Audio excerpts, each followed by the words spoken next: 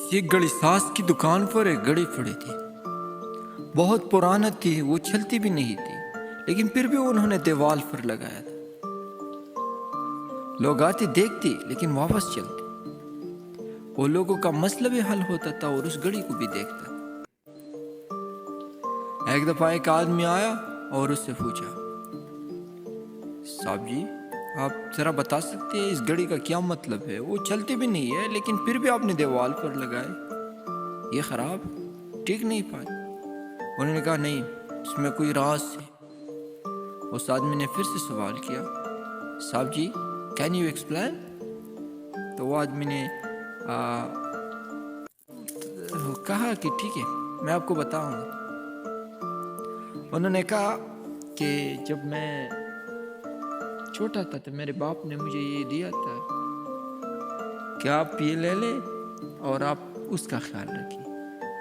یہ ایک گھڑی نہیں بلکہ ایک دروازہ ہے. انہوں نے سوچا ٹھیک ہے, ایک ڈور ہے. تو وہ ان کے خیال میں کچھ بھی نہیں تھا اس ٹائم پر, وہ اپنے کام میں مصروف تھے. اس طرح ٹائم گزرتا رہا. جب ایک وقت وہ سو گیا تھا, وہ گھڑی سٹارٹ ہوا.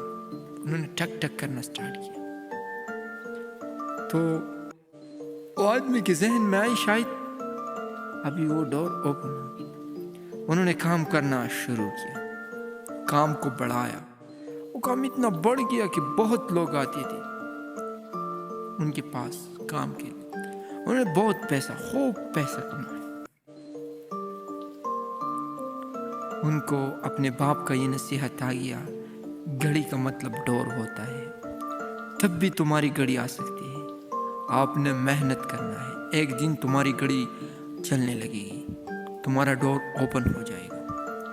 ہر دن آپ کوشش کرو. وقت کبھی زیرو نہیں ہو سکتا, لیکن آپ نے وقت کے ساتھ اپنے آپ کو بگانا ہے. وقت کے ساتھ اپنے آپ کو اپڈیٹ کرنا ہے. تب تم پاؤ گے ایک کامیاب زندگی, تب تم کرو گے ایک اچھی طرح لائف. لیکن وقت رکنا امپاسبل ہے. صرف ایک پروردگار عالم وقت کو رک سکتا.